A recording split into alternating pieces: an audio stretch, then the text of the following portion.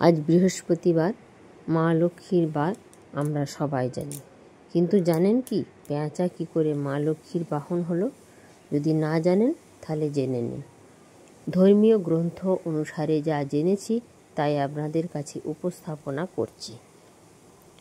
একদা সমস্ত দেবদেবীরা নিজ নিজ বাহন পছন্দ করার জন্য মর্ত্যলোকে আসেন এবং নিজ নিজ বাহন পছন্দ করেন, কিন্তু মা লক্ষ্মী সেদিন পছন্দ করেন না। দেখেছেন পশু পাখিদের মধ্যে এক বিবাদ।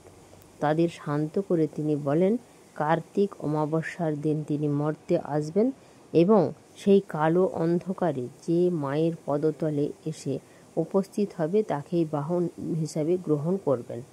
কার্তিক অমাবস্যা সমাগত।